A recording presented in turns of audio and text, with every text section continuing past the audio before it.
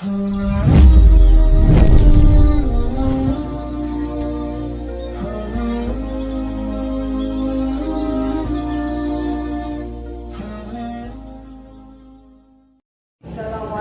warahmatullahi wabarakatuh.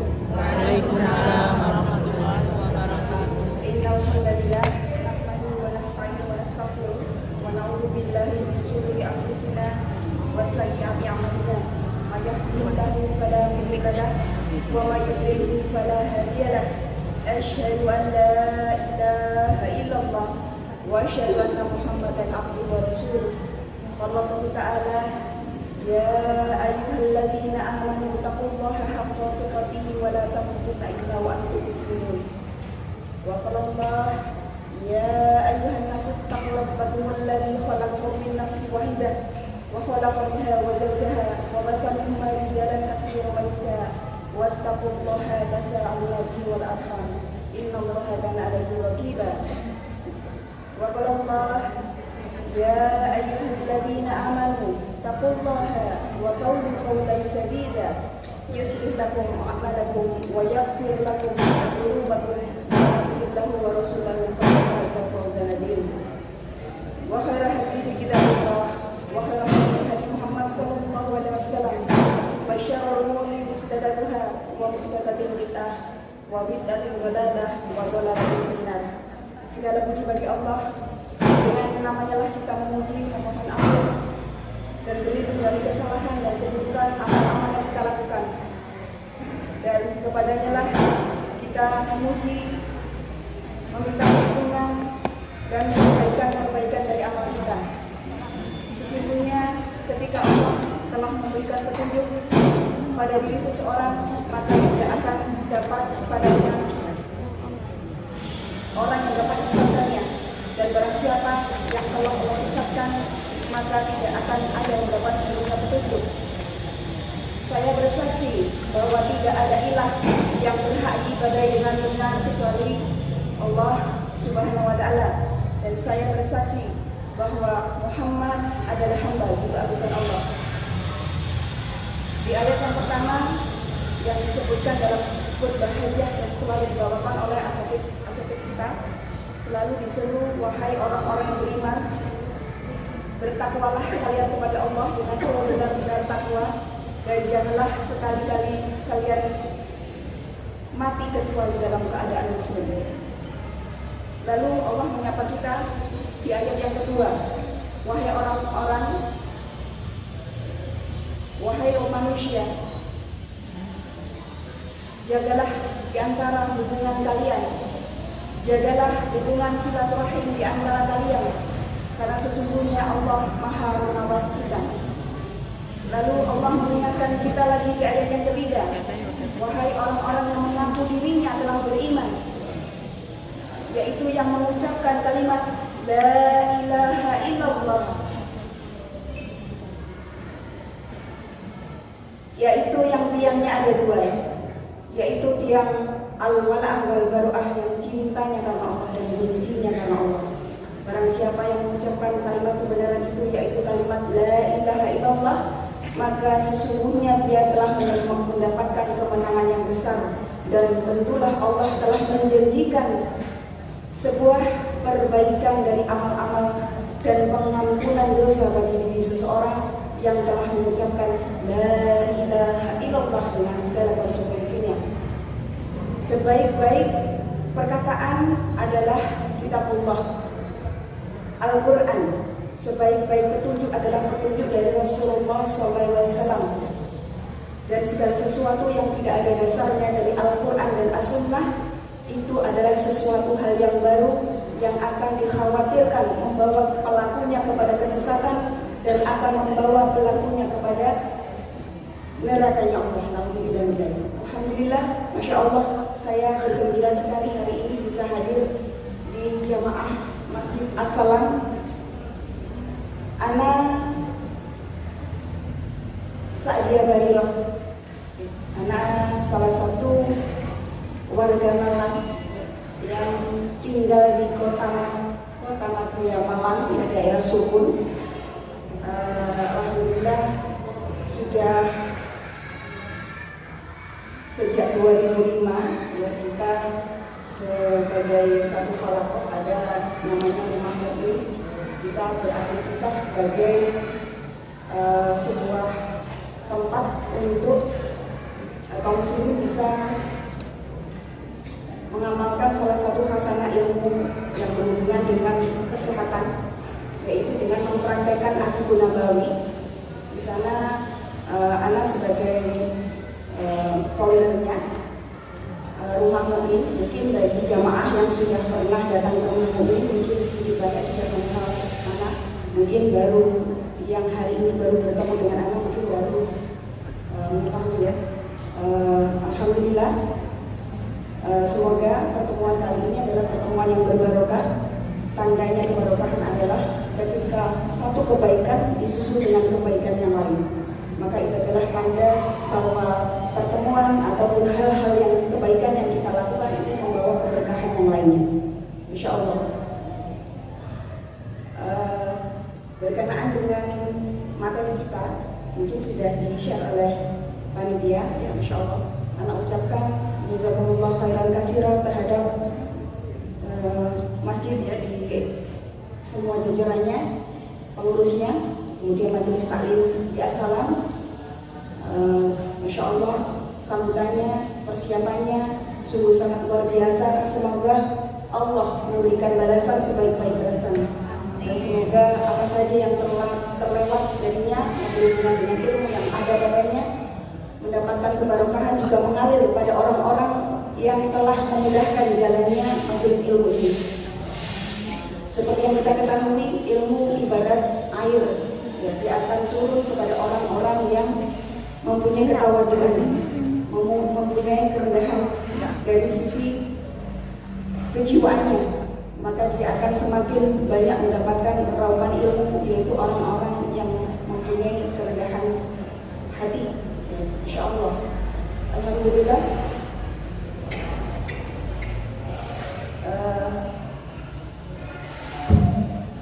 Berkenaan dengan bahasan kita, yaitu Rasulullah is my doctor. Insya Allah. Mungkin sebelum masuk ke bahasan sana, ya, insya Allah, yang hadir di sini mungkin mempunyai latar belakang yang bermacam-macam. Mungkin ada yang para medis, ya. Mungkin ada yang ibu rumah tangga, mungkin ada mahasiswi, mungkin ada pengusaha, ya, atau mempunyai bisnis-bisnis yang lainnya. Kita duduk di sini bersama-sama untuk tunduk di hadapan majelis ilmu yang di sana menyampaikan tentang Al-Quran dan As-Sunnah. Maka kita menyamakan visi misi kita, ya, salah satunya adalah menjadikan akal kita itu tunduk kepada Al-Quran dan As-Sunnah. Insya Allah. Baik, insya Allah. Alhamdulillah. Sebelum kita masuk berkenaan dengan apa sih yang dijadikan materi hari ini yang berhubungan dengan bahwa Rasulullah itu menjadi dokter kita, insya Allah. Ada baiknya untuk kesempurnaan ilmu, kita mengetahui keberkahan ilmu itu akan kita dapatkan ketika kita menyempurnakan khasanah persiapannya, tidak hanya pada ilmunya itu sendiri, tapi kepada tahapan-tahapannya. Ya, yang pertama kita belajar tentang bagaimana kita mentauhidkan Allah. Ketika seseorang melakukan akikah nabawi, maka syarat yang utama dia adalah seorang muslim. Ketika ada seseorang mungkin Nasrani yang melakukan hijamah, ya, tapi dia bukan muslim, maka dia sedang tidak melakukan akikah nabawi.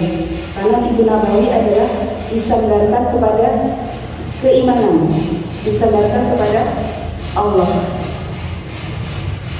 Kemudian kita mempelajari adab terhadap ilmu. Ada beberapa adab yang hendaknya kita lengkapi. Adab terhadap wasilah ilmu, yaitu guru. Adab terhadap teman kita. Adab terhadap buku yang kita miliki, catatan-catatan kita. sehingga kita bisa memaksimalkan keberkahan dari ilmu yang kita miliki. Lalu ilmu itu sendiri kita belajar bersungguh-sungguh agar kita mendapatkan amal yang sempurna, iman yang baik, adab yang baik, ilmu itu sendiri yang kita dapatkan dengan sungguh-sungguh, kemudian kita bisa mengamalkannya. Dan semoga ilmu yang kita dapatkan hari ini benar-benar bisa diamalkan setelahnya, insyaallah.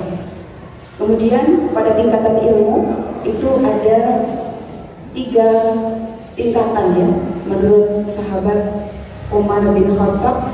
Ilmu yang pertama, ketika seseorang baru mendapatkan ilmu, dia akan cenderung sombong terhadap ilmunya. Kemudian dia semakin belajar, menambah hasanah ilmunya, maka dia akan cenderung tawadu atau rendah hati.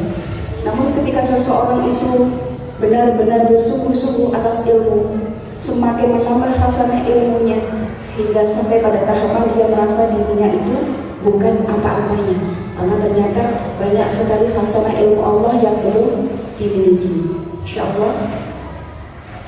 Baik, untuk hari ini kita akan sedikit mendalami tentang apa itu Atibun Nabawi. Atibun Nabawi adalah segala sesuatu yang disandarkan kepada Rasulullah. Jadi bagian dari adab kepada Rasulullah, sesuatu yang tidak ada pernah disampaikan Rasulullah, tidak ada di dalam Al-Quran atau tidak ada dalam hadis, atau tidak pernah beliau sampaikan, beliau pakai atau beliau sarankan, maka hendaknya sebagai adab kita sebagai seorang muslimah tidak menyandarkan itu sebagai Atibun Nabawi. Walau mungkin ada di zaman Rasulullah, maka ada bagi kita ketika ada pengobatan yang ada di zaman Rasulullah, tapi itu bukan bagian yang pernah Rasulullah sampaikan, maka sebagai adab kita sebagai seorang muslimah, maka kita menyampaikan sebagai pengobatan Arab klasik. Harus dibedakan kadang-kadang, mungkin kita agak sulit membedakan yang mana sebenarnya Atibun Nabawi, mana mungkin pengobatan Arab klasik. Nah, nanti insya Allah perlahan-lahan kita akan belajar bagaimana agar kita bisa membedakan mana yang benar-benar Atibun Nabawi, mana yang itu adalah pengobatan yang ada di zaman Rasulullah, tapi bukan bagian dari Atibun Nabawi. Lalu kita akan membuka Al-Quran kita. Kemarin sudah anak pesankan untuk membawa Al-Quran ya? Sudah? Alhamdulillah. Bisa dibuka di surat Abasa. Di sana Allah memerintahkan kita, maka hendaklah manusia itu memperhatikan makanannya, dan tidaklah seseorang manusia itu memenuhi wadah yang lebih buruk daripada perutnya. Dalam prosentase konsumsi yang kita asupan setiap hari, yang dianjurkan adalah hanya cukup untuk menegakkan punggung kita. Kalau misalnya kita mau memenuhinya lagi, maka kita harus mempunyai prosentase yang seimbang, yaitu 1/3 air, 1/3 makanan, dan 1/3 itu adalah udara. Kalau kita kebanyakan minum air, apa yang terjadi? Ibu-ibu, yang terjadi adalah kita main cerat ya. Kalau kita kebanyakan makan, apa yang terjadi? Sembelit. Kalau kita susah makan, lupa makan, maka yang kena apa? Masuk angin, akhirnya kena masuk angin. Nah, ini adalah salah satu hasanah cara penjagaan Allah terhadap tubuh kita, karena 80-90% penyakit kita itu berasal dari lambung kita atau lambung kita. Dalam Islam dikenal 2 penyakit, yaitu penyakit jasadiyah dan rohaniyah. Penyakit rohaniyah bisa sembuh dengan ilmu yang berdasarkan kefahamannya tentang tauhid, tentang kefahamannya. Kemudian yang berkenaan dengan jasad itu biasanya berhubungan dengan syahwat. Kenapa seseorang kena gula darah? Salah satu sebabnya bisa dimungkinkan karena sering mengkonsumsi makanan yang mengandung gula tinggi. Itu juga berdasarkan karena syahwat kita. Kenapa seseorang kena kolesterol? karena kita mengkonsumsi makanan yang mengandung kolesterol. Itu juga sumber mualanya adalah syahwat kita. Dalam tibu nabawi dikenal sebab dari penyakit itu adalah ada 4 jenis. Yang pertama, seseorang itu bisa mengalami sakit ketika dia mengalami penumpukan toksin atau banyak toksin dalam tubuhnya. Kemudian yang kedua, dia memiliki ketidakseimbangan suhu pada tubuhnya, atau kita kenal dengan istilah panas dan dingin. Ya. Kemudian yang ketiga, yang berhubungan dengan ketidakseimbangan angin. Dan yang keempat adalah ketidakseimbangan pemikiran. Kalau yang kita kenal secara umum, medis konvensional yang kita kenal sekarang, penyakit itu biasanya disebabkan karena apa? Virus ya, bakteri. Kalau aku bilang kali memandangnya dari sisi kebalikannya. Jadi yang bermasalah adalah imunitas tubuh seseorang. Virus, bakteri tidak akan mengenai ketika seseorang itu mempunyai imunitas yang baik. Baik, kita akan sedikit melihat tayangan ini untuk menggambarkan kondisi pada usus kita, betapa pentingnya kita menjaga makanan kita.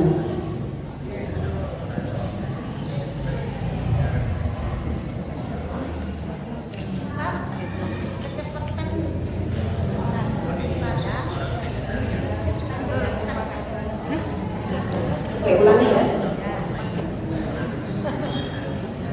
Ustazah, Pelan-pelan saja. kenapa? Suaranya kok di sini? Penjelasannya khusus di sini.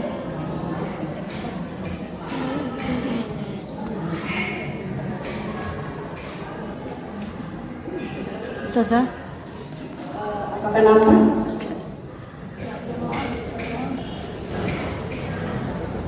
Kenapa ya? Ini adalah kondisi usus orang yang sehat. Ini adalah kondisi usus seseorang yang konsumsi vegetarian.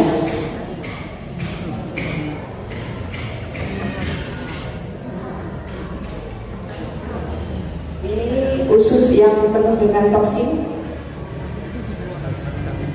penuh dengan sampah makanan. Biasanya orang-orang yang menderita penyakit kronis itu akan mempunyai kondisi usus yang lebih pekat, lebih hitam.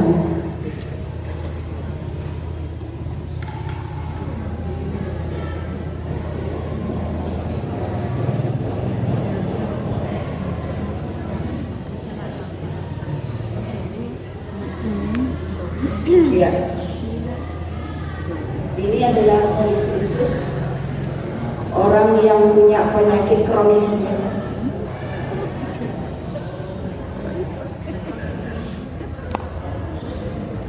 Mengalami kanker, gangguan gula darah, asam urat dan kolesterol, kondisi pada ususnya seperti yang terpampang di video tersebut.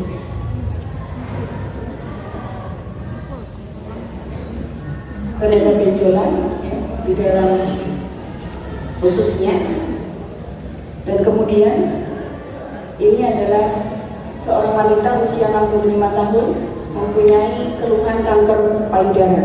Ini adalah kondisi pada ususnya.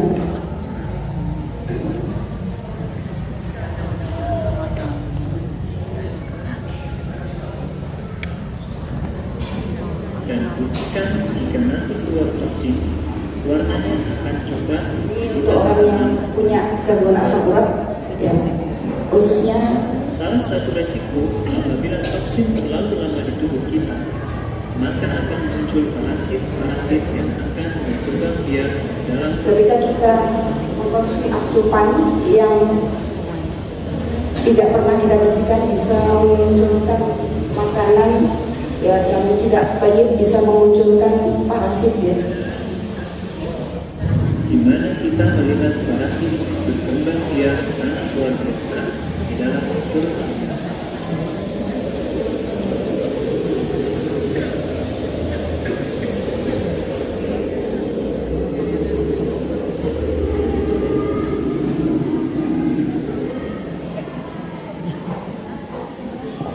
Baik, Insya Allah. Kira-kira lampu kita yang mana ya? Yang pertama, yang kedua?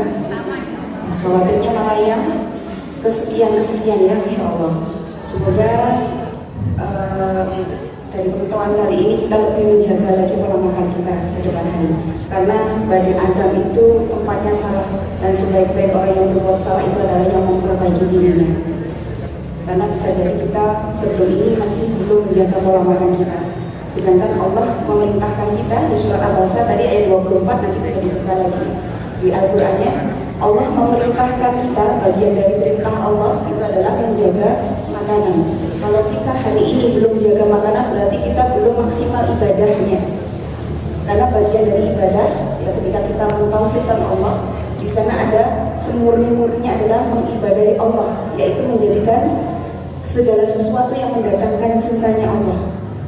Salah satunya menjaga makanan, menjaga amanah tubuh yang Allah titipkan kepada kita, sehingga saat kembali nanti kepada Allah dalam keadaan baik, dalam keadaan tidak ada organ yang hilang, dalam keadaan organ yang sehat, menghadap kepada Allah dalam keadaan kembali, mengembalikan titipan dalam keadaan baik.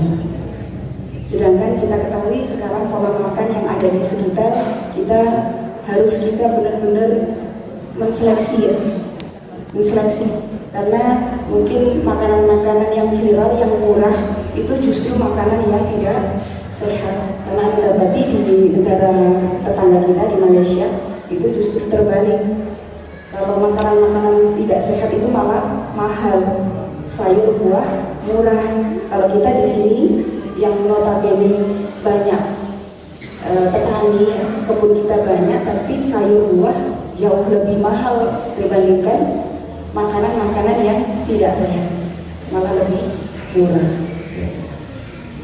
Baik, untuk lebih memahamkan ini tentang hal yang kita akan bahas ya, kita harus mengingat hakikat manusia diciptakan, wa khalaqtul jinna wal insa illa liya'budun. Tidak aku ciptakan jin dan manusia kecuali untuk ibadah kepada Allah. Ibadah adalah segala sesuatu yang mendatangkan cintanya Allah.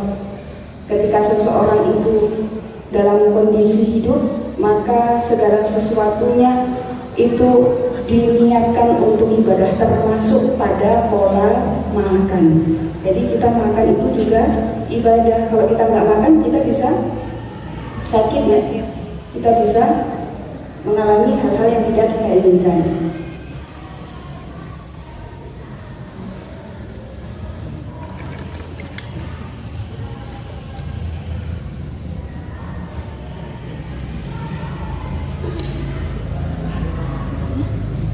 Berkenaan dengan ibadah tadi bisa dipahami ya, Insya Allah segala sesuatu yang mendatangkan cintanya Allah, baik perkataan, perbuatan. Salah satunya mengkonsumsi makanan yang halal, mengkonsumsi makanan yang thayyib, itu adalah bagian dari ibadah kepada Allah, dan bonusnya kita mendapatkan sehat.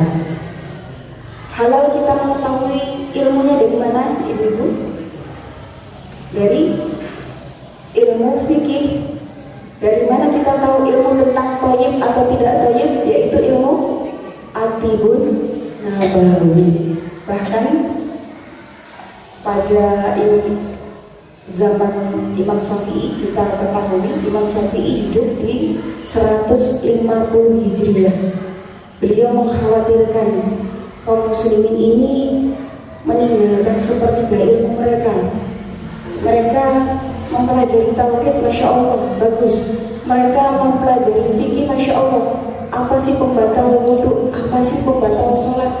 Tapi mereka meninggalkan sepertiga ilmu mereka yang lain dan menyerahkan kepada orang Yahudi dan Nasrani dalam pengobatan. Jadi ketika mereka sakit, mereka mengikuti cara-cara orang di luar Islam dalam berobat. Padahal di dalam Islam itu telah lengkap, termasuk saat kita sehat dan saat kita sakit, petunjuk Rasulullah itu sudah sangat lengkap. Bagaimana kita ambil contoh berhubungan dengan demam itu. Demam menurut Ibnu Qayyim dalam penjelasannya di kitab Atibun Nabawi dijelaskan, At-Tibun Nabawi menjelaskan berkenaan dengan demam itu ada 3 jenis. Jenis yang pertama, apabila demam itu dialami seseorang 1 hingga 3 hari pertama, maka dia adalah gejala. Ketika hari ketiga hingga hari ke-9, maka dia demam yang membersamai penyakit. Apabila sudah lebih dari 9 hari, maka demam itu adalah penyakit itu sendiri. Baik, kita sedikit bahas tentang demam saja. Ya. Demam, kalau yang kita ketahui, ketika anak kita demam, apa yang kita lakukan biasanya? Memberikan penurun panas. Ya. Kenapa? Karena kita khawatir kalau sampai demamnya sampai berlarut atau sampai mengalami kejang. Kita sebagai ibu khawatir kalau tidak segera menurunkan demamnya. Ya. Sedangkan kalau kita mau mengingat kaidah ini, hari pertama hingga hari ketiga dimungkinkan adalah gejala. Jadi ketika kita mengetahui ini adalah gejala, maka kita harus menelitinya. Bisa jadi putra putri kita demam karena tumbuh giginya, atau putra putri kita demam karena habis jatuh ada infeksi, atau batuk pilek sehingga menyebabkan demam. Dan Rasulullah mengingatkan kita, janganlah sekali-kali kalian mencela demam. Sesungguhnya demam itu menghapus kesalahan yang sudah mengerat. Seseorang yang demam 1 hari itu akan Allah ampuni dosa yang mengerat selama 1 tahun. Maka itu ketika kita mengetahui khasanah ini, maka ketika kita demam kita sedih atau tambah senang. Ya. Insya Allah ya. Kalau kita tahu kaidah ini, justru ini adalah bagian dari nikmat yang Allah berikan, yaitu pengampunan dosa melalui demam. Boleh nggak tiba-tiba biar demam jalan-jalan gitu? Nggak boleh ya. Kalau memang Allah menghendaki sesuatu yang berhubungan dengan sehat dan sakit kita, itu adalah bagian takdir Allah dan itu pasti baiknya. Seperti yang kita ketahui, orang-orang pendahulu kita, orang solih, beliau selalu menyikapi keburukan. Salah satunya itu mungkin sesuatu yang kita tidak sukai, yaitu sakit. Itu justru dengan kalimat apa? Alhamdulillah. Kalau kita belum sampai tahapan sana ya, sabar aja, butuh mengeraskan kekuatan untuk bisa sabar saat kita diberi sakit. Kita ingin apa? Cepat keluar dari rasa sakit itu dan sehat kembali. Nah, ini adalah kaidah yang mungkin lama sudah kita lupakan. Maka bayangkan Imam Syafi'i yang hidup di 150 Hijriah itu mengkhawatirkan umat Islam ini meninggalkan sepertiga ilmunya. Mereka tidak belajar tentang ilmu kesehatan Islam sehingga mereka tertinggal. Ya, Masya Allah. Semoga hari ini adalah embrio untuk semua yang anak sapa sebagai pejuang Islam yang menghidupkan kembali ilmu At-Tibun Nabawi. Ya, karena Masya Allah sekarang kita dapati fitnah-fitnah kesehatan itu sangat dahsyat. Apalagi kita telah mengalami 3 tahun yang lalu jatuh bangunnya kita dalam permasalahan yaitu COVID ya. Dan kita baru bisa normal, bisa berkhalakoh, bisa bertatap muka. Dan Masya Allah manfaat dari kajian tatap muka itu berbeda saat kita online ya. Kita tidak mendapatkan ruh saat kita tatap muka, Masya Allah. Dan Alhamdulillah bersyukur hari ini kita bisa dipertemukan, bisa bertatap muka, Masya Allah. Kita mengingat kembali penciptaan Bapak kita, yaitu Adam alaihissalam. Ketika kita paham bahwa tujuan Allah menciptakan kita adalah ibadah. Dalam hal kesehatan, kita harus menjaga pola Maka ketika kita mengetahui hakikat penciptaan itu, kita mengingat kembali dulu bapak kita, yaitu Nabi Adam. Waktu diciptakan, para malaikat itu sudah khawatir. Ya Allah, apakah Engkau akan menciptakan orang yang merusak dan menumpahkan darah? Sedangkan kami bertasbih memujimu, menyucikan namamu. Kemudian Allah menjawabnya dengan apa? Sungguh aku mengetahui apa yang tidak kamu ketahui. Insya Allah, manusia Allah ciptakan dengan dua hal: jalan ketaatan dan jalan kedurhakaan. Ada dua pilihan, ya, insya Allah.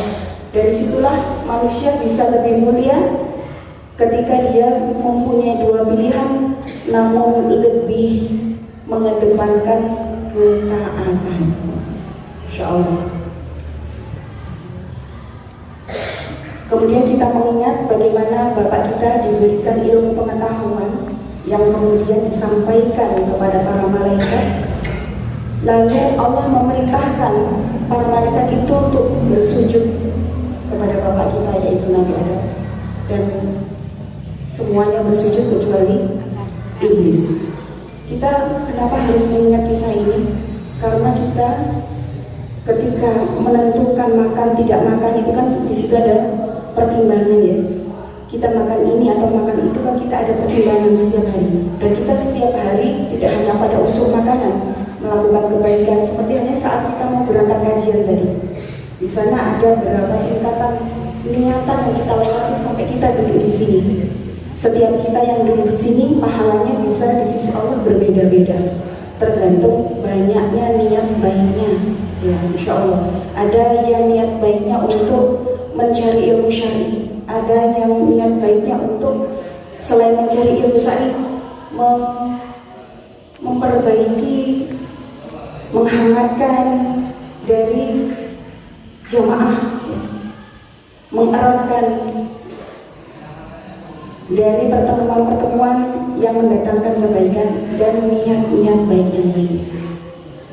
Apa yang kita niatkan, semakin banyak kebaikannya, maka kita akan mendapatkan apa yang kita niatkan. Seperti apa yang kita niatkan, insya Allah. Kemudian bagaimana pembangkangan iblis yang kita ketahui, ya, yaitu dia menyombongkan diri dan dia akan memaksimalkan untuk bisa menyesatkan kita, termasuk pada kesehatan kita. Karena kalau kita ketahui, ya, dari sisi balang tentaranya iblis itu kan ada syaitan, ya. Syaitan ada bentuk jin dan ada syaitan yang bentuknya manusia. Syaitan itu adalah bentuk pembangkangan. Maka itu kan ada kadang-kadang, ya, kita dapati sesuatu yang viral yang membuat kita sedih. Misalnya ada tayangan seseorang yang bekerja di luar negeri. Kita ambil contoh kemarin itu ada kasus di Taiwan, ya. Kemudian dia berbangga-bangga dengan makan babi, ya. Kemudian dia videokan, dia viralkan. Kalau babi itu enak, ya. Babi itu lebih enak daripada ayam dan sebagainya. Ini kan bagian dari apa? Bagian dari hal-hal yang mengganggu bagi orang-orang yang sudah ngaji, ya. Kholakohnya adalah masjid, mungkin makanan yang halal haram itu sudah terjaga. Mungkin kita bisa mengupgrade lagi ke makanan halal dan thayyib. Tapi bagi orang-orang di luar sana yang belum ngaji, maka itu bisa menjadi ujian tersendiri.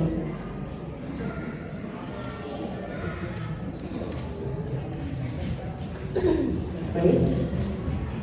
Dan ini adalah hal-hal yang menjauhkan seseorang pada dirinya. Baik, berhubungan dengan tema kita bahwa Rasulullah itu adalah dokter kita. Sebenar-benar keutamaan belajar, yaitu belajar dari sejarah. Bahkan kalau kita mengingat satu ayat di surat Al-Asr disebutkan demi masa. Sesungguhnya manusia itu dalam kerugian dalam kesia-siaan ketika dia itu tidak beriman dan mengamalkan kebaikan-kebaikan.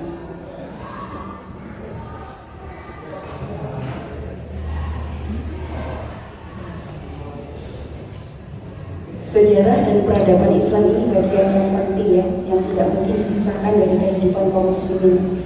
Salah satunya adalah berhubungan dengan kaidah-kaidah dalam kesehatan kita.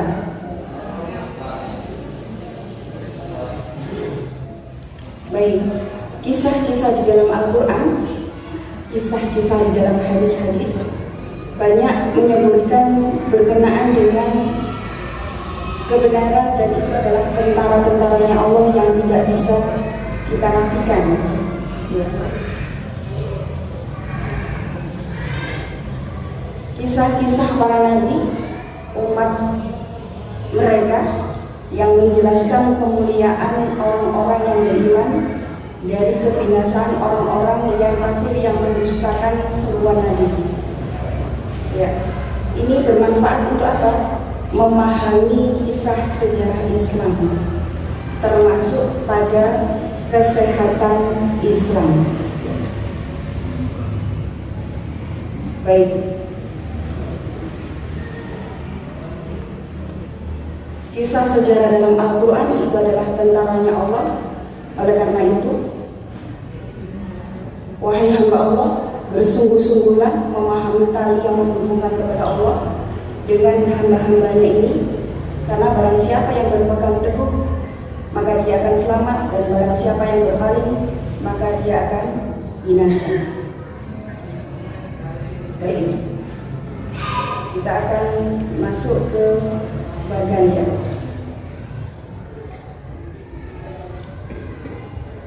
Sebelum masuk kepada bagian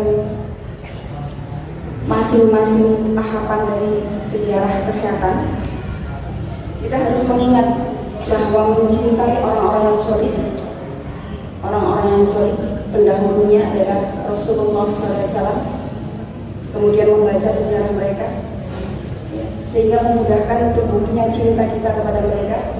Ini adalah salah satu kesempurnaan iman. Insyaallah. Ada 3 yang dimiliki seseorang, maka dia akan mengalami manisnya iman, yaitu menjadikan Allah dan Rasulnya lebih dicintai daripada apapun, kemudian mencintai orang lain semata-mata karena Allah, dan merasa benci kembali kepada kekafiran setelah Allah selamatkan. Baik,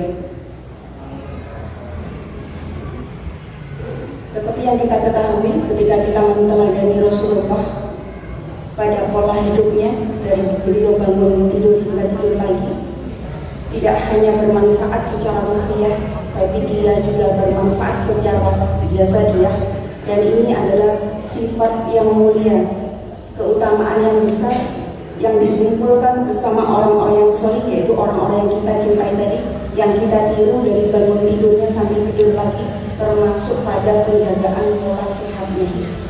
Rasulullah tidak pernah sakit kecuali pada 2 kali saja. Yang pertama, beliau sakit saat beliau diracun seorang wanita Yahudi. Kemudian yang kedua, beliau disihir dengan izin Allah. Allah angkat hijabnya dan Allah menakdirkan pada beliau, yaitu lupa, gangguan yang berupa lupa karena sihir tersebut, dan selainnya beliau sehat, insyaallah. Baik, kita akan masuk ke sejarah pengobatan dari masa ke masa. Ini bisa diperhatikan dari masa Nabi Nuh, apa sih yang dilakukan oleh beliau pada saat beliau dan kaumnya sakit.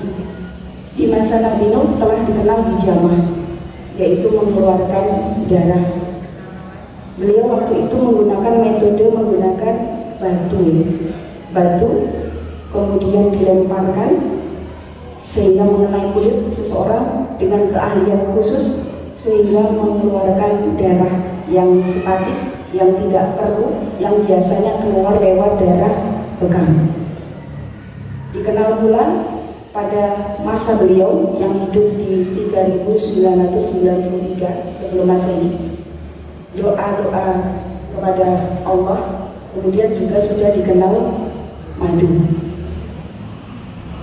Kemudian sebelum itu di 4000 sebelum Masehi ada bangsa Sumeria, dikenal pengobatan mistik, ramuan, pijatan sudah dikenal, ada madu juga.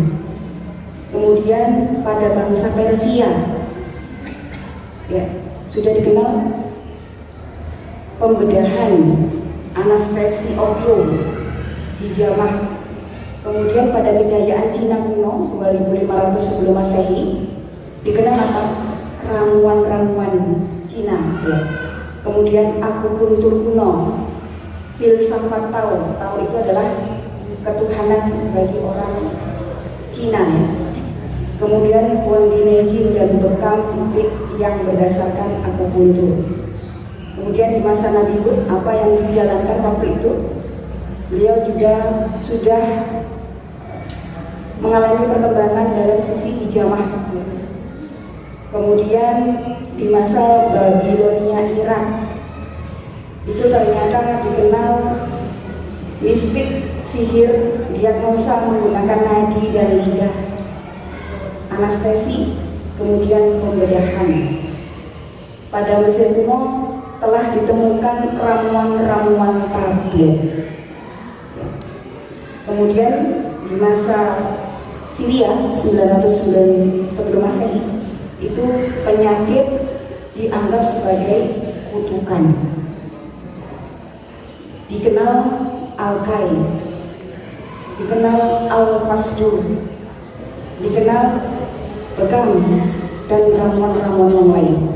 Kemudian di Romawi kuno di masa kejayaannya di 800 sebelum Masehi ada dikenal pembedahan sesar, anestesi, kemudian mitologi dewa-dewa penyembuh.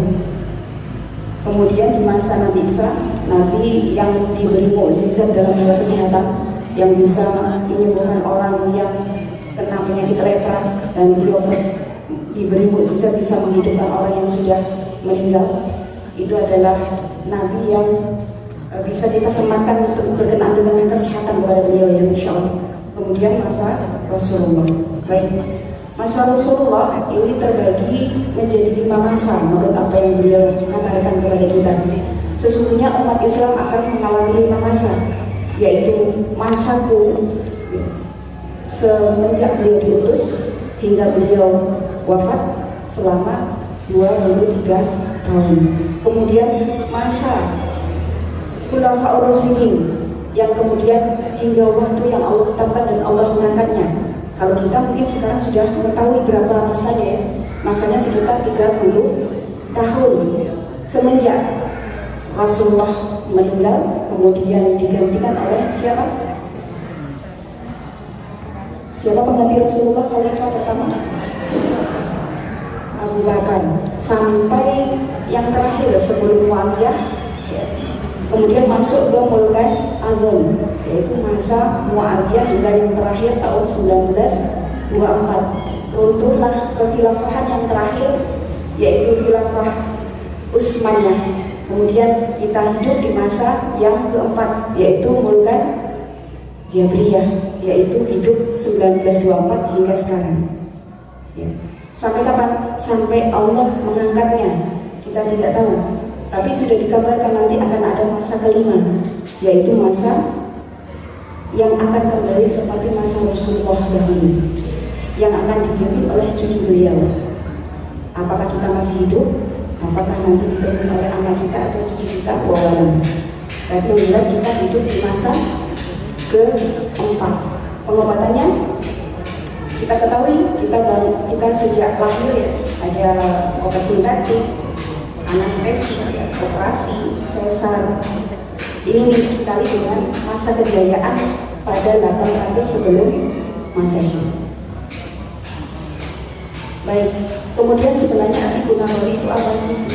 Atiqun Nabawi secara istilah itu adalah buah dari dokter-dokter Islam, cendekiawan Islam yang mengklasifikasikan pada abad ke-13 dan memberikan istilah tib nabawi. Jadi pengobatan-pengobatan yang didasarkan kepada apa yang Rasulullah pernah ajarkan atau pernah praktekkan kepada diri beliau. Insya Allah. Ini adalah buah dari kegigihan cendekiawan Muslim di masa kejayaan Islam. Berapa ribu kaum Muslimin berjaya sejak masa Rasulullah hingga terakhir 1924. Nah, sekarang kaum Muslimin terbagi menjadi 50 negara dan setiap negara mempunyai kebijaksanaan sendiri-sendiri, termasuk dalam sisi kesehatannya. Baik, lalu apa sih hukum berobat dengan tibu nabawi? Baik, kita akan menukil perkataan dari Imam Syafi'i. Saya tidak mengetahui ilmu yang lebih baik dari ilmu halal dan haram, pengetahuan ilmu yang haram. Setelahnya yang lebih berharga, setelahnya adalah at-tibun nabawi. Namun ahli kitab mengalahkan kita. Bahkan beliau menegaskan, janganlah sekali-kali kalian hidup di suatu negeri yang tidak ada di sana ulama yang mengabarkan masalah agama dan tidak ada dokter muslim yang memberitahukan keadaan kesehatan badannya. Karena kaum muslimin harus bersemangat ya belajar tentang at-tibun nabawi. Semoga kita termasuk orang-orang yang mengangkat beban yang ada dalam budak-budak kita, karena belajar at-tibun nabawi ini adalah fardu kifayah. Seperti pada kita belajar atau merawat jenazah. Apabila tidak ada di dalam satu daerah yang mempelajari at-tibun nabawi dan tidak berusaha mengamalkannya, maka kaum muslimin di daerah itu terkena dosanya pula. Karena pada hakikatnya kita ada sehat dan ada sakit. Namun ketika kita sakit mendatangi cara-cara Yahudi dan Nasrani dalam berobat, maka kita akhirnya keluar dari apa yang Allah inginkan, yaitu dalam berobat.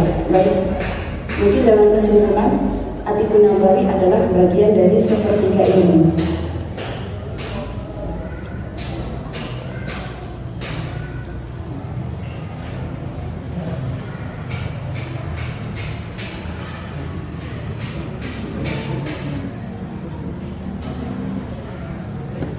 Kemudian kita mungkin lagi perkataan ulama yang hidup di kurun ke-7, yaitu Muhammad Ibnu Muflih. Beliau mengatakan at-tibun nabawi itu bagian dari konteks ayat Al-Maidah ayat 3, yaitu pada hari ini telah kusempurnakan untukmu agamamu. Dan beliau memasukkan ilmu at-tibun nabawi termasuk pada ilmu syar'i. Siapa saja yang menempuh jalan untuk mencari ilmu syar'i, maka Allah akan memudahkan baginya menuju surga. Jadi at-tibun nabawi itu ternyata bukan cuma bekam, bukan cuma madu. Tibun nabawi itu bukan mengubah minum obat jadi madu, minum obat jadi herbal, bukan. Tibun nabawi itu adalah termasuk padanya ilmu syar'i. Tibun nabawi mengajarkan padanya akidah tauhid. Agar apa? Ketika terkena penyakit gangguan rohaniah, dia belajar tauhidnya baik, maka dia akan sembuh. Kemudian ada padanya juga fikih. Kita ambil contoh ya, insya Allah. Rasulullah tidak pernah meninggalkan sholat sunnah sebelum subuh. Apapun yang terjadi, beliau selalu mengerjakannya.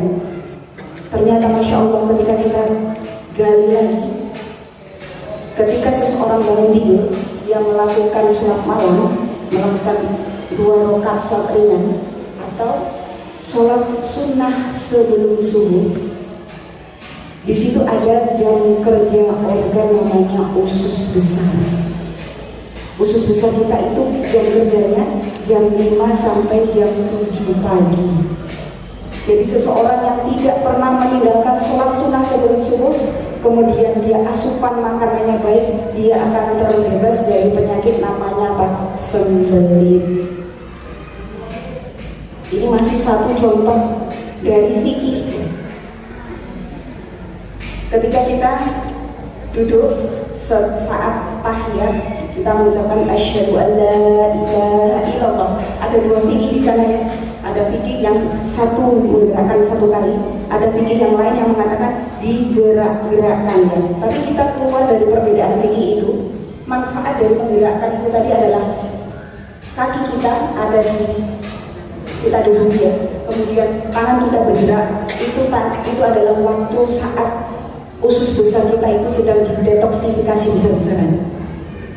Maka kalau kita sholat sunnah sebelum subuh, setelah sholat subuh kita tidak bersandar, kita berzikir dengan tegak, maka kita akan terbebas dari penyakit sembelih. Ya, Masya Allah ya. Jadi Atiqun Nawawi bukan hanya sekedar mengubah menjadi bekam ataupun minum madu, bukan. Tapi pada semua contoh yang Rasulullah ajarkan mulai bangun tidur sampai tidur lagi itu bermanfaat secara kesehatan. Kemudian ada kaidah bahasa Arab padanya. Jadi hidup sehat menurut Rasulullah itu adalah akidah tauhidnya bagus, fikihnya difahami, kemudian fitrahnya salimah, akhirnya fisiknya pun menjadi sehat. Insya Allah. Ketika seseorang dalam keadaan terkapar dan tidak bisa apa-apa, tapi jiwanya itu jiwanya bertauhid, ridho terhadap penyakitnya, kemudian saat itu juga Allah mengangkat ruhnya, apa yang terjadi? Apakah dia sukses atau tidak sukses? Sukses. Karena apa? Meninggal dalam keadaan husnul khotimah, walaupun tubuhnya sangat lemah. Ataupun ada orang yang lain sehat secara fisik, tapi dia tidak beriman kepada Allah. Dia tidak bisa memahami bahwa Allah itu wahid. Yang dia pahami Allah ada tiga dalam satu dalam tiga. Walaupun dia hidup pada dasarnya secara diri, maka dia sudah mati. Mana orang yang lebih rugi, meninggal dalam keadaan sakit dan kemudian dalam kejiwaan yang sehat, atau orang yang sehat yang masih bisa berjalan kemana-mana pada dasarnya telah mati. Insya Allah, keberhasilan dalam Atiqun Nawawi itu bukan semata-mata sehat. Ketika orang diberi sakit kemudian dia lebih dekat dengan Allah, maka dia adalah sukses. Sehat itu adalah bonus. Kita ingat kaidah kisah yang terkenal, yaitu seorang sahabiah yang ketika beliau sakit mendatangi Rasulullah, ya Rasulullah, saya sakit ayan, kalau saya kambuh pakaian saya terbuka, bolehkah saya didoakan supaya saya sembuh ya Rasulullah? Kemudian Rasulullah memberikan dua pilihan. Yang pertama, aku akan mendoakan dan engkau insya Allah akan sembuh dengan izin Allah. Atau yang kedua, kau sabar dengan sakitmu sehingga engkau akan mendapatkan surganya Allah. Masya Allah, seorang wanita sahabiah dengan ketinggian keimanan, ketauhidan yang baik. Masya Allah, beliau memilih yang mana? Beliau memilih yang kedua, yaitu apa? Saya akan sabar ya Rasulullah dengan sakitku, dan aku ingin mendapatkan janjimu, yaitu surganya Allah. Namun bolehkah ketika saya itu kambuh didoakan supaya saya tidak membuka aurat saya ya Rasulullah? Kemudian Rasulullah mengatakan apa?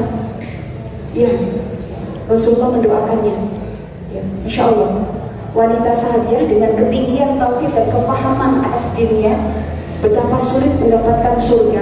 Seorang mujahid mendapatkan surga harus berperang di jalan Allah, harus meninggalkan keluarganya, harus meninggalkan hartanya, baru mendapatkan surga. Tapi beliau dengan diberi sakit ayan, sabar, itu setingkat dengan itu, Masya Allah.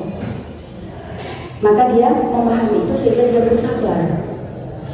Kemudian tandanya bahwa dia itu Masya Allah terhadap fikih ya, berhubungan dengan menutup aurat, walaupun sudah sakit berat, beliau ingin agar tidak sampai terbuka auratnya, Insya Allah. Baik.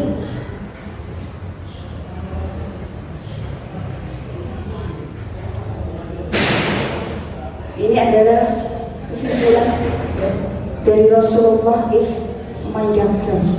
Rasulullah dari bangun tidur sampai tidur lagi, kita ingin tahu apa yang beliau lakukan sehingga beliau itu gak pernah sakit.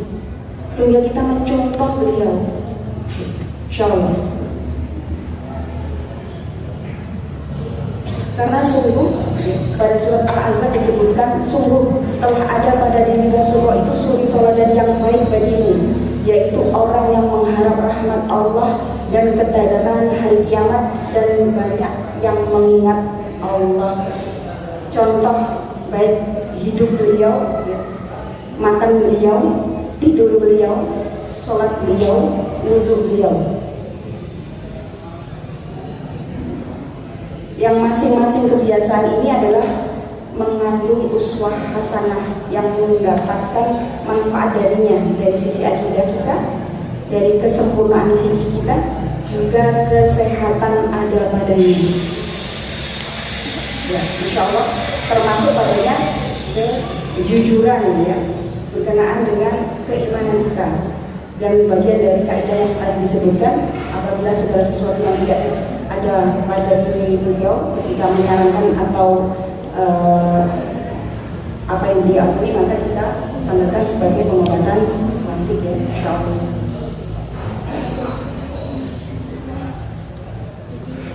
Baik.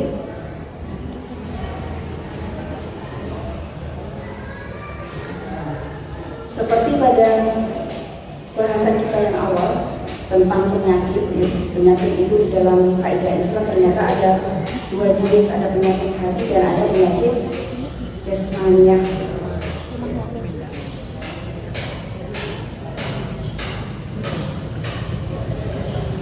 Baik, At-Tibun Nabawi itu berkaitan dengan keimanan dan ketawakalan, tidak semata-mata pada sebab saja. Jadi At-Tibun Nabawi itu berhubungan dengan keimanan, dan dia seperti pedang yang sangat tajam. Kalau seseorang belum meyakini Allah sebagai penyembuh, ya, masih ingin hanya mengalihkan obat kepada herbal atau obat kepada madu, maka dia tidak dikatakan melakukan At-Tibun Nabawi. At-Tibun Nabawi yang disebut bisa mengangkat pedangnya adalah ketika dia percaya Allah yang menyembuhkan. Kita ingat kisah Nabi Musa, bagaimana ketika beliau sakit gigi, ya, ketika beliau sakit gigi, ya Allah, apa yang bisa menyembuhkan aku? Kemudian Allah memberikan satu pengetahuan, yaitu sebuah daun yang ditempelkan ke gigi beliau dan beliau mengalami kesehatan kembali atau sembuh. Masya Allah, beberapa waktu kemudian beliau mengalami sakit, giginya sakit lagi. Akhirnya beliau ingat ya dengan daun ini tadi. Beliau ambil, beliau tempelkan. Apa yang terjadi? Tidak sembuh. Kenapa? Karena waktu awal dulu beliau benar-benar menggantungkan kepada Allah kesembuhan. Lalu yang kedua, menggantungkan kepada daun tadi, sehingga Allah meninggalkannya. Mudah bagi Allah memberikan wasilah kesembuhan bagi diri seseorang. Bagaimana kita mengingat sahabat Al-Qudri, ya, kisah yang sangat terkenal. Beliau mengobati seseorang yang terkena sengatan kalajengking dengan membaca Al-Fatihah sebanyak 7 kali. Sengatan kalajengking itu kan ada racunnya ya, insya Allah, dan harusnya kan dikeluarkan ya. Tapi masya Allah, dengan keimanan sahabat Al-Qudri, ketawakalannya, kesolihannya, ya, insya Allah dibacakan Al-Fatihah dia dapat mendatangkan manfaat. Karena ketika kita ada patogen atau hal yang buruk yang mengancam kesehatan kita, kita punya pasukan tubuh namanya sel darah putih. Sel darah putih kita itu akan memecah dengan cepat untuk mengatasi patogen itu. Kemudian setelah selesai tugasnya, apa yang terjadi? Dia akan membunuh dirinya sendiri, sehingga pada jumlah yang normal. Siapa yang menggerakkan sel darah putih itu memecah? Siapa yang menggerakkan sel darah putih itu membunuh dirinya sendiri? Itu adalah Allah. Maka tidak heran ketika sahabat Al-Qudri membaca Al-Fatihah sebanyak 7 kali, Allah mengangkat penyakitnya. Jadi kalau misalnya kita sakit batuk, pilek, demam, kemudian kita membacakan ruqyah syariah atau ruqyah mandiri atau terapi Al-Quran dengan ketawakalan kita, kemudian kita membaca kitab bisa mempunyai dua kemungkinan, bisa sehat, sembuh, bisa tetap masih sakit. Kalau tetap masih sakit, kita yang pertama harus husnudzon kepada Allah, bahwa bisa jadi Allah masih menginginkan hal yang lain, yaitu apa? Menambah waktu untuk membersihkan dosa kita atau mengangkat derajat kita ketika kita ridho dengan sakit kita. Kemudian yang kedua, memuhasabah diri, apakah memang ketawakalku sudah sebaik sahabat Al-Qudri atau masih belum? Ya, maka kita memaksimalkan dua tahapan tadi, berprasangka baik kepada Allah. Kemudian yang kedua adalah dengan muhasabah, apakah sudah benar kita benar-benar penyadarannya kepada Allah Subhanahu wa Ta'ala.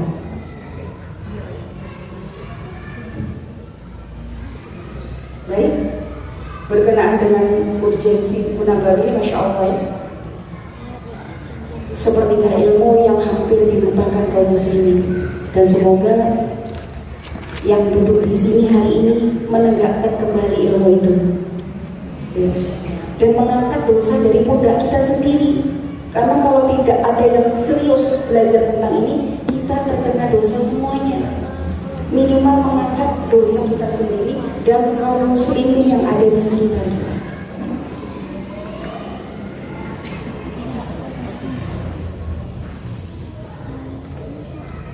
Baik, ternyata anti penyakit itu juga tidak semata-mata minum madu. Sudah sedang sakit apa ibu? Saya sakit mencret. Sudah minum madu? Sudah. Belum sembuh. Berapa dosisnya minumnya? Seminggu yang lalu 1 gelas. Tidak dikatakan Atibun Nabawi sampai ada dosisnya.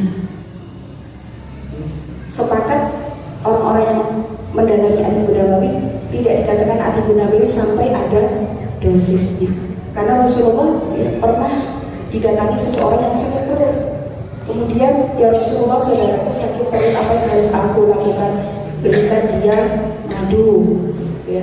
Kemudian dia mendatangi saudaranya dan memberikan madu. Kemudian bukan tambah enteng tapi tambah sakit. Ya Rasulullah, temanku, saudaraku sudah minum madu tapi kok tambah sakit ya Rasulullah. Apa yang harus kami lakukan ya Rasulullah? Minumkan lagi dia. Minum yang kedua masih sakit. Sampai ketiga kali datang lagi, ya Rasulullah masih sakit ya Rasulullah. Kemudian Rasulullah itu menegaskan, sesungguhnya Allah Maha Benar dan perut saudaramu yang sedang berbohong. Setelah minum selanjutnya, Allah mengangkat penyakitnya. Jadi kita harus mengetahui kaidah dalam Atibun Nabawi. Betapa cepatnya tadi sahabat Al-Qudri mengobati dengan bacaan Al-Fatihah 7 kali langsung bisa penyakit yang ganas, dalam artian racun bisa sembuh. Tapi ada juga kaidah dalam Atibun Nabawi itu yang butuh perbaikan organ ya. Jadi tidak hanya menghilangkan gejala. Karena mungkin kita terbiasa kalau kita sakit kepala kita minum obat langsung hilang jadinya. Jadi kalau kita minum madu kok tambah sakit, pasti kita bertanya-tanya, loh kok kenapa minum madu kok tambah sakit, nggak mau minum madu lagi ya? Karena sesungguhnya ketika kita minum madu yang pertama, kedua itu adalah proses perbaikan organ kita. Apalagi kalau kita lihat tadi pada tayangan tentang usus ya, usus kita kondisinya bermacam-macam. Bisa dalam kondisi sehat, baik-baik saja, atau bahkan sudah menggerak. Otomatis ketika kita mengkonsumsi madu, ada namanya reaksi DOC atau direction of cure, atau reaksi herbal, reaksi tubuh saat mengkonsumsi herbal. Iya, kaidahnya ya, insya Allah.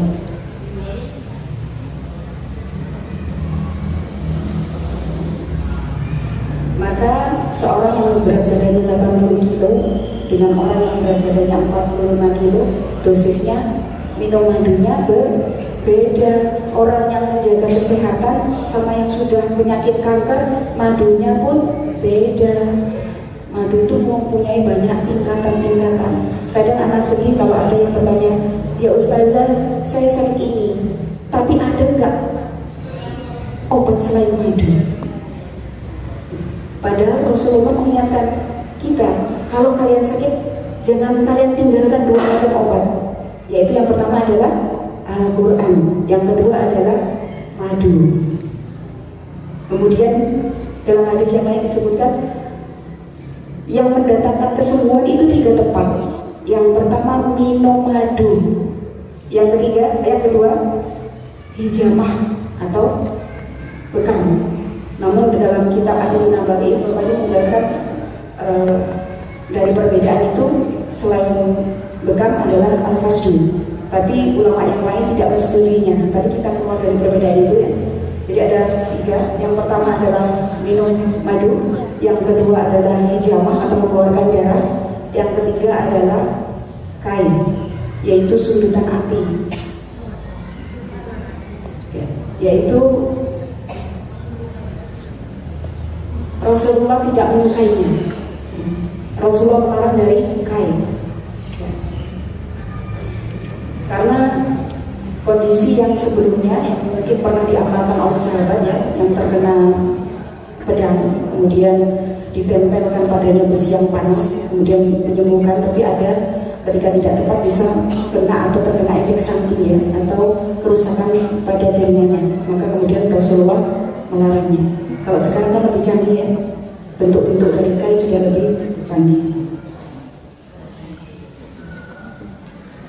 Baik, kesimpulannya At-Tibbun Nabawi, sebelum kita buka pertanyaan ya, At-Tibbun Nabawi adalah segala sesuatu yang disebutkan dalam Al-Quran, as-sunnah yang sahih yang berkaitan dengan kedokteran, baik yang berupa pencegahan penyakit atau pengobatan. Kemudian At-Tibbun Nabawi adalah semua yang sahih dari tuntunan Rasulullah dalam bidang kedokteran yang beliau gunakan sendiri atau beliau menggunakan untuk pengobatan orang lain. Jadi kesimpulan dari At-Tibbun Nabawi pada definisi ketiga adalah beliau menetapkannya, mengakuinya, mengamalkannya merupakan pengobatan yang pasti, bukan sangkaan, bisa mengobati penyakit jasad, ruh, dan indera. Ya, insyaallah pada muara kita adalah At-Tibbun Nabawi hendaknya menjadi pengobatan yang pertama ketika kita mengalami sakit. Misalnya bangun tidur kok tiba-tiba sakit kepala, apa yang harus kita lakukan? Minum obat sakit kepala? Jangan ya. Yang pertama kali yang kita lakukan adalah apa? Terapi Al-Quran ya. Bacakan Al-Quran pada yang sakit ya. Kita bisa mengenali sahabat Al-Quran dengan membacakan Al-Fatihah sebanyak 7 kali. Kemudian ketika belum sembuh, apa yang kita ikhtiarkan? Minum madu. Karena madu itu Masya Allah, madu itu adalah hasil atau produk dari apotekernya Allah, yaitu lebah. Lebah itu Allah mudahkan mempunyai 170 reseptor bau, dan dia bisa terbang 25 km untuk mencari makanannya, dan 1 detik dia bisa mengepakkan sayapnya sebanyak 200 kali, dan dia punya 170 reseptor bau tadi untuk mencari makanannya. Bayangkan kalau kita setiap hari disuruh makan sayuran 10 kali, mungkin bisa istiqomah 1-2 hari ya. Bikin capcay, kan gak mungkin setiap hari bikin capcay terus ya. Tapi kita di madu itu Masya Allah, lebah itu mengumpulkan putik-putik bunga dalam satu produk, yaitu madu. Namun sekarang banyak yang menyakiti madu, yaitu apa? Madunya tidak asli. Akhirnya apa? Minum madu kok tambah gula darah saya naik, minum madu kok nggak sembuh. Ya itu karena kita yang menyakitinya dengan apa? Produk yang tidak asli. Nah, bagaimana cara mengidentifikasi madu yang asli? Nah, itu nanti kita akan lebih rinci dengan itu ya, insyaallah. Akan anak buka pertanyaan. Silakan bagi yang ingin bertanya sebelum. Assalamualaikum warahmatullahi wabarakatuh. Ustazah, saya ini kan ada diabetes. Apakah minum madu itu dibolehkan? Terima kasih. Assalamualaikum. Masya Allah, pertanyaan yang sangat bagus. Saya jawab satu-satu ya. Nah, insya Allah pertanyaan yang sangat bagus. Apakah seseorang yang diabetes itu boleh minum madu? Insya Allah.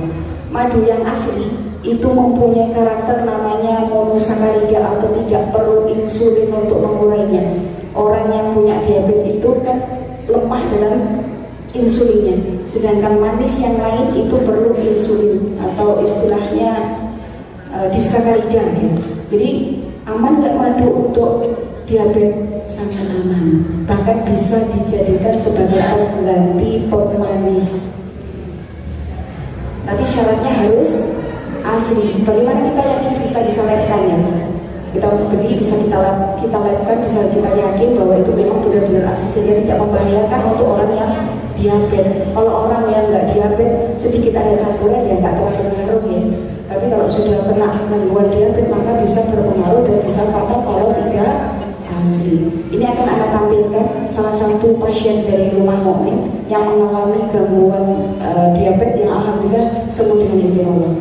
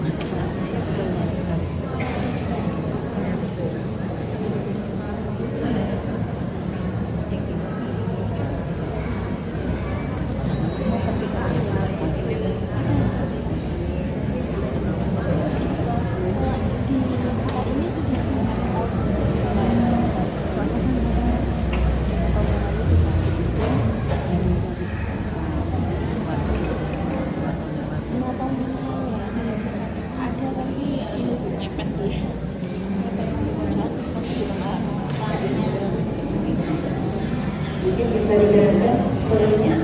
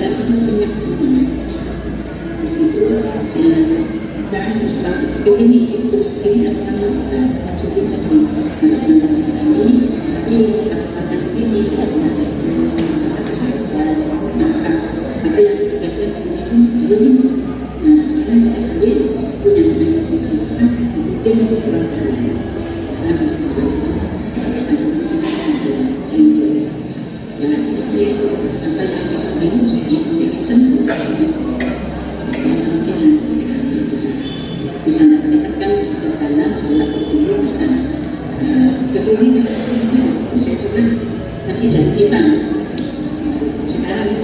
Anda ketiga? Masya Allah.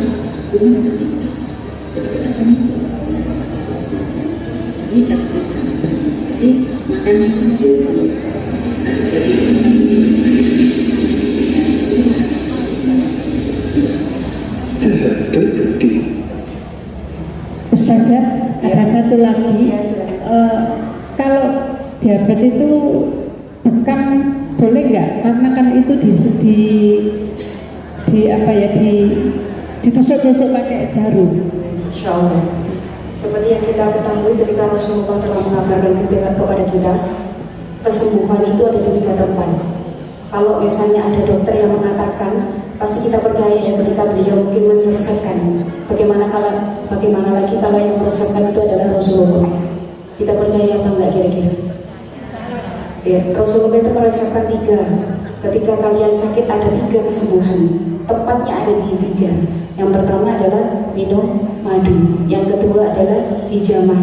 Yang ketiga kai tapi aku melarangnya. Ya, apakah orang yang gula darah boleh dibekam? Yang pertama kita harus teliti adalah yang mengerjakan bekam adalah orang yang pro ya. Harus paham tentang kedalaman kulit pasien kita tadi. Itu kita lakukan pembekaman karena untuk menetralkan toksin yang menumpuk ya pada saraf kemih itu perlu dikeluarkan dan meringankan kerja ginjal. Dan Masya Allah apakah boleh? Boleh ya. Tapi cari orang yang pro atau yang paham tentang kedalaman atau standar operasional untuk orang yang gula darah.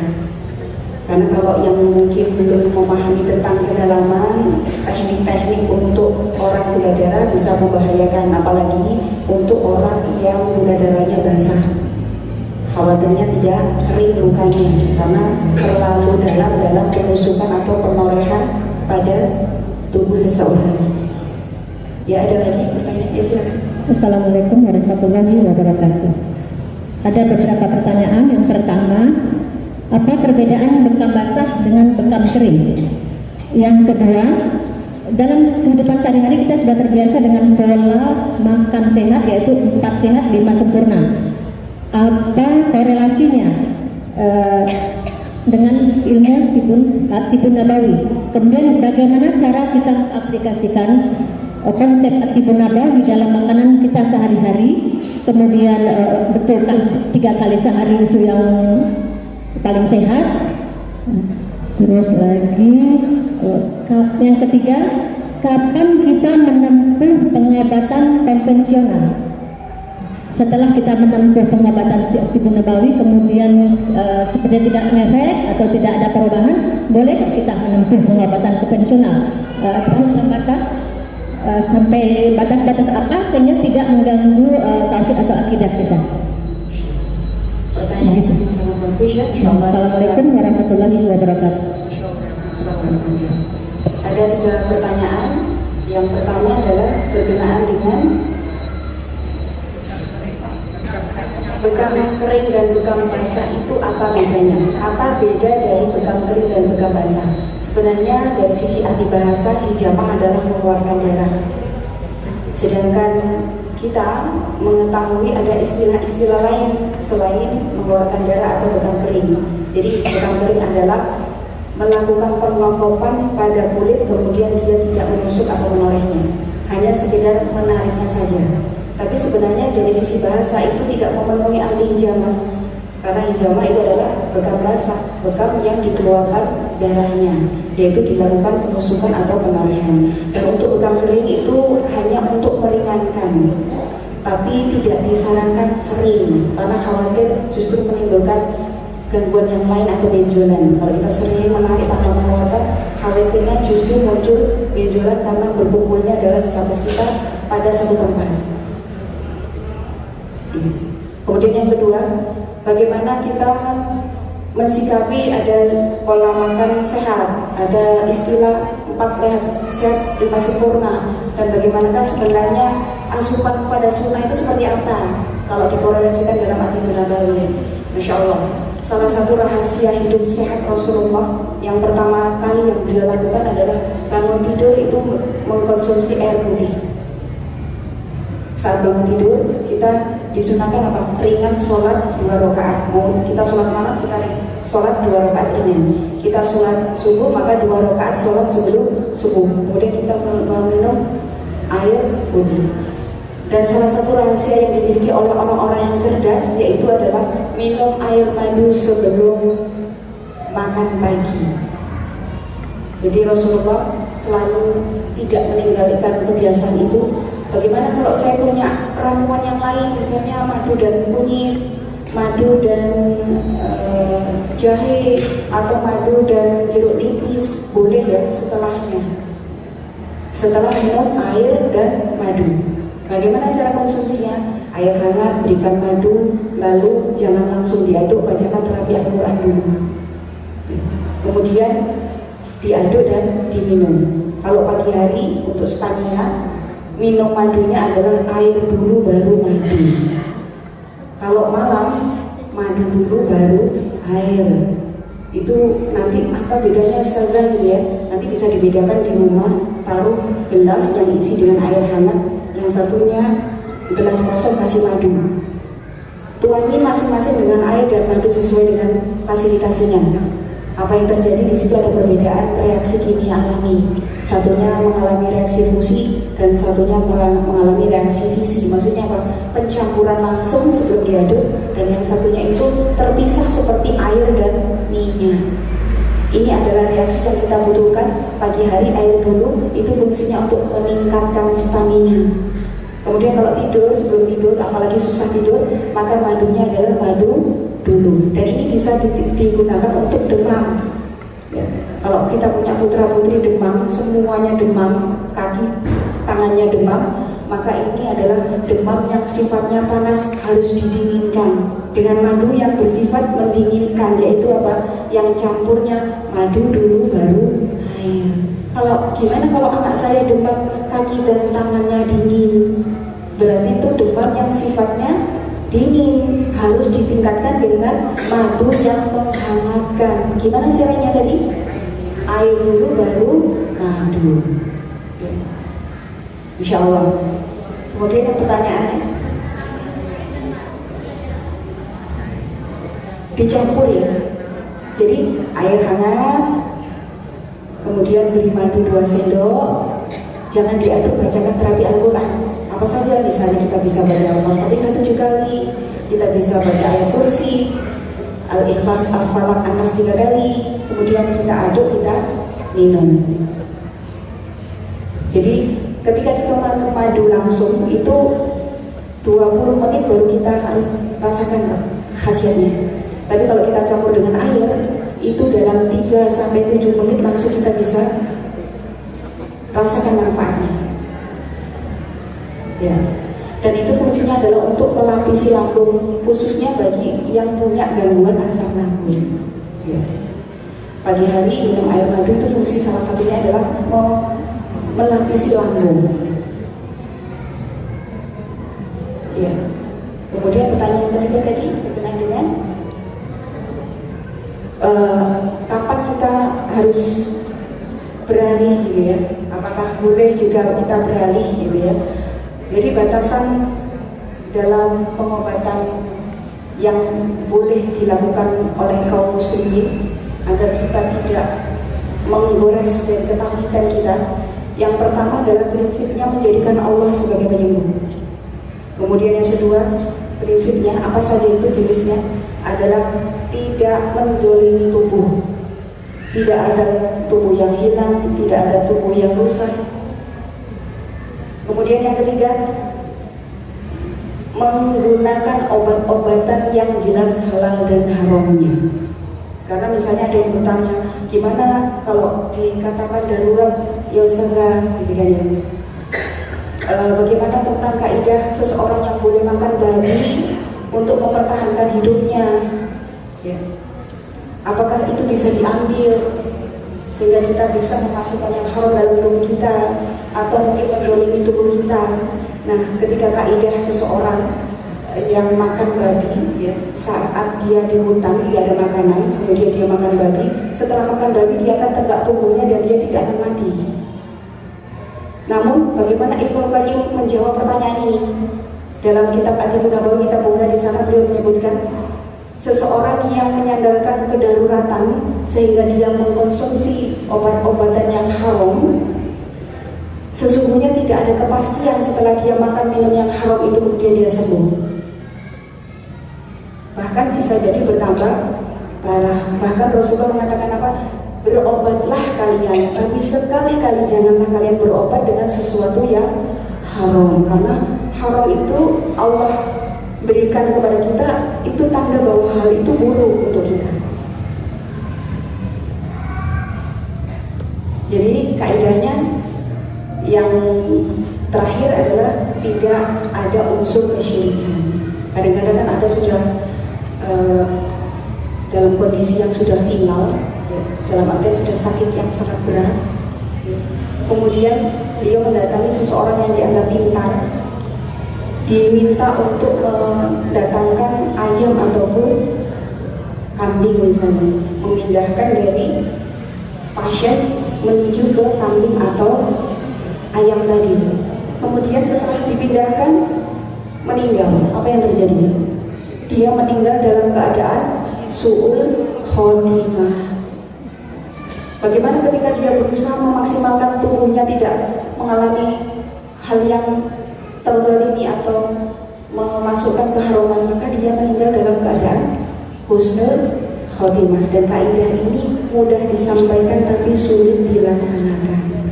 Kadang kalau sudah dekat kematian seseorang, kita yang keluarganya pada tarik-tarikan ya, ini harus diselamatkan, ini harus tetap memurnikan. Nah itu datanglah syaitan di sana, karena seseorang yang mau meninggal sama seperti ketika orang itu baru mau dilahirkan, syaitan akan mendatangi. Bahkan seorang yang mau syahid pun didatangi oleh mereka, ya, untuk disesatkan kalau bisa akhir hidupnya dalam keadaan su'ul khotimah.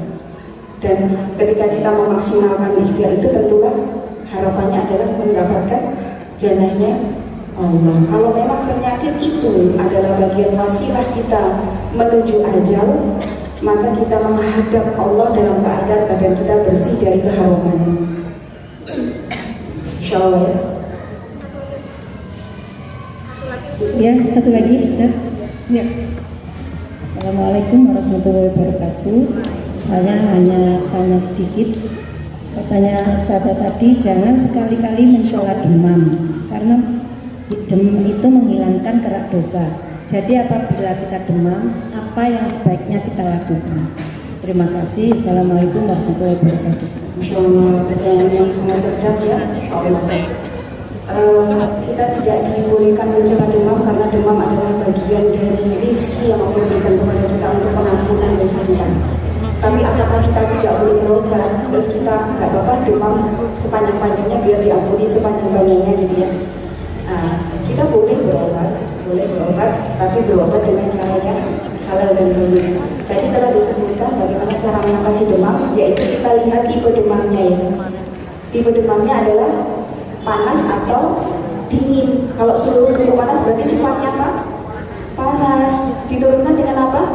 Madu yang sifatnya dingin. Begitu juga kebalikannya. Kemudian Rasulullah juga mengabarkan sesungguhnya demam itu sebagian dari panasnya neraka, dan dinginkanlah dengan minum air. Memperbanyak minum air. Kemudian kalau misalnya kita tergopoh-gopoh ya, misalnya anak kita demam kemudian kita kasih penurun panas, kita mungkin bertahun-tahun kita menggunakan paracetamol ya. Supaya kita khawatir kalau anak kita nggak minum itu nanti step misalnya. Itu ketika meminumkan itu yang tenang ibunya atau anaknya? Yang tenang ibunya ya. Tapi anaknya belum tahu ini demam kenapa. Bisa karena tumbuh gigi ya. Kita ingat bagaimana di sekitar 1 tahun yang lalu kita dilarang untuk menggunakan paracetamol ya, karena dianggap merusak ginjal. Nah itulah yang menjadikan kita kembali kepada batasan-batasan Allah ya. Apa yang kita langgar ya, selama ini kita harus memperjelas ini halal atau haram agar kita tidak menyesal kemudian di tahun-tahun kemudian. Ya, insya Allah tidak ada Bani Adam yang tidak pernah berbuat salah. Ya, dan sebaik-baik orang yang berbuat salah itu adalah yang bertaubat. Mungkin dulu pernah menangkap organnya, ya. sudah terlanjur terjadi, banyak minta ampun kepada Allah agar nanti saat menghadap Allah kita sudah bertaubat. Kita tanpa sadar dulu tidak tahu mengangkat organ yang itu Allah titipkan kepada kita. Ya, insya Allah. Untuk pertanyaannya cukup? Mungkin Ustazah, kalau Ustazah tidak repot bisa kan di luar Ustazah, karena kebetulan ada tahsin setelah ini, gitu ya. Kalau Ustazah nggak, mungkin ibu yang masih penasaran bisa bertanya di luar jam ini ya Ustazah. Ustazah nggak buru-buru kan ya? Nanti monggo ibu yang masih punya pertanyaan bisa langsung, ya, insya Allah Ustazahnya nggak buru-buru, monggo bisa di belakang ya, karena setelah ini ada tahsin Ustazah. Terus ini Ustazah tadi ada ibu yang minta katanya ini temanya bisa nggak dikasihkan, saya printkan itu bisa, gitu ya Ustazah. Ibu nanti tadi temanya nanti Ustazah kirim ke saya, nanti kita fotokopi ya, gitu ya. Monggo, nanti saya Insyaallah kita akhiri ya perjumpaan kita untuk kajian kali ini. Semoga ini adalah bagian dari embrio kaum muslimin bisa kembali kepada Tibun Nabawi, dan semoga ini bukan pertemuan yang terakhir, justru adalah awal dari perubahan kita ya, dalam pengobatan Tibun Nabawi. Karena sesungguhnya kita dikatakan rugi ketika kita tidak saling menasihati dalam kebenaran dan saling menasihati dalam kebaikan. Insya Allah kesimpulan dari bahasan kita kali ini adalah mari kita menghidupkan kembali sepertiga ilmu yang kita selama ini tinggalkan. Ya, insya Allah.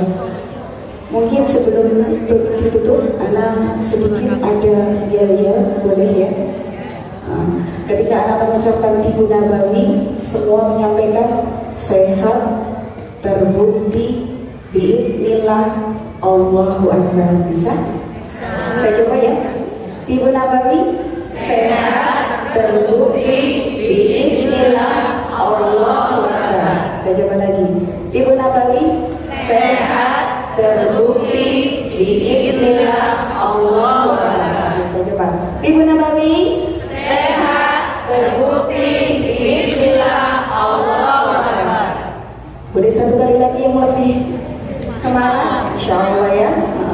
Tibun Nabawi, sehat, terbukti, bi'idznillah, Allahu Akbar. Saya akhiri dengan doa kafaratul majlis. Subhanallah wa bihamdika, asyhadu an la ilaha illa anta. Assalamualaikum warahmatullahi wabarakatuh. الله ربي والإسلام ديني ومحمدا رسول الله.